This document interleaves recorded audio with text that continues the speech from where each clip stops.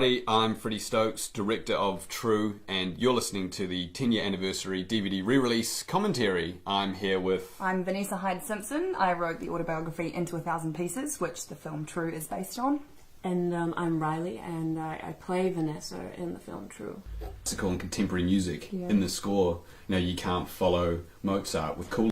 Would that be fair to say, do you think, for you? Yeah, absolutely. I mean, 10 years ago I would have never seen myself where I am now. Yeah, I mean, I never thought I'd come back to do commentary for this film. Yeah, well, so, to be honest, I was quite surprised to see you agree to this. I mean, it's great to see you, but obviously it didn't end all that. Yeah, well, that's, you know, look, all of that's water under the bridge, Vanessa. You know, it's 10 years, as you say, and this film just deserves a great DVD re-release. You know, I mean, it's meant so much to the gay community over the years. Yeah, no, you're right. It actually got a lot more. Sorry, that's probably personal. But Terry, can we just go back to the start of that chapter? I want to do that again. Oh yeah, give me 2 seconds. No, we're not doing it again. All right, the deal was one time, complete movie, and that's it. Now, something I'm always asked about in this scene is the continuity error that comes up with the gold leaf. Well, this does bug me. There's a story behind it. The day we were shooting this, Vanessa was on set having a, well, I'll say argument about the ratio of male to female. Yeah, well, I thought it was quite important. Yeah, but at any rate, because of that, we missed this. Look, gold leaf necklace is there. This is obviously the gold leaf necklace that Sarah, there it's gone again. Later on in the movie, Sarah Jane gives that to Vanessa as a symbol of their love, and it becomes, you know, one of the important images of the film. So it's this scene here where she for the first time, sort of realises that she's... You know, long night in the editing suite, just trying to get the pace right. The Kiwi accent, it's kind of like learning English as a second language. Yeah. This is what I think is probably a really key scene, quite an important moment in the movie, and also in my life, when I received this gold necklace. Which...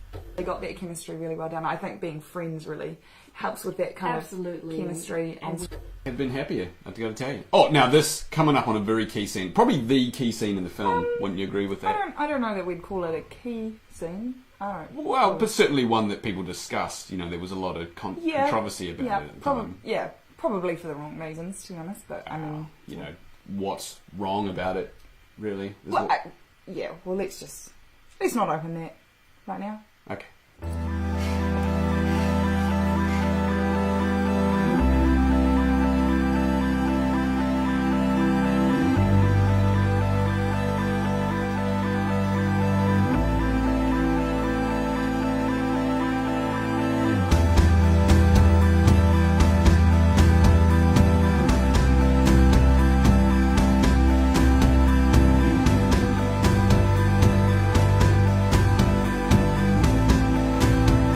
There it was, the big sex scene. Yeah, all 17 unnecessary graphic minutes of it. You say unnecessary, I think, you know, probably one of the most important scenes in the film, but whatever.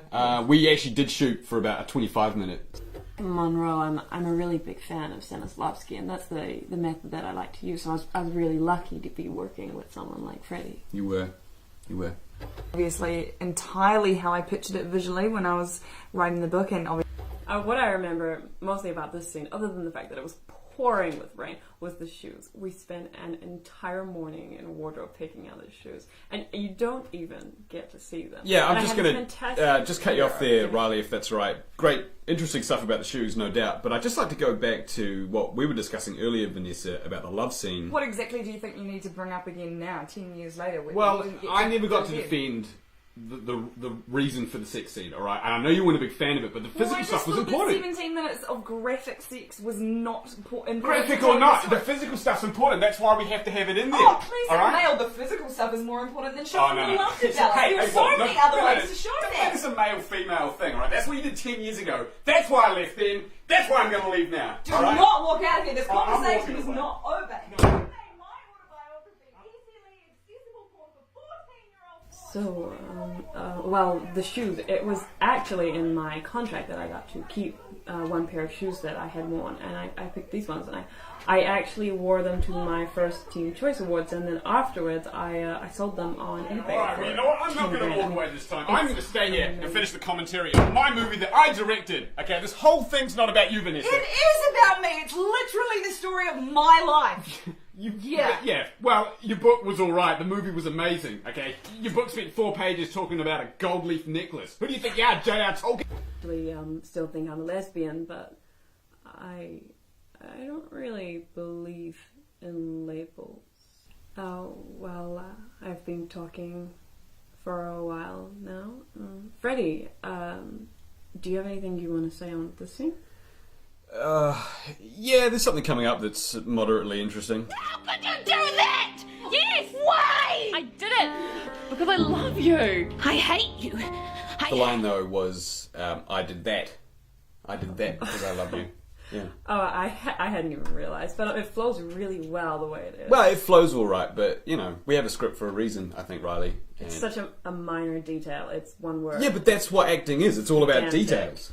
It's real rich that you're going to sit there and talk about creative freedom when you're the person who made all these little preconditions before we even considered filming this thing. You know, it was... I did. Yeah. The biggest one that I would have wanted to have a piece of control over would have been who played me, but you got to do that. I got to do that. I got a call from, Alan.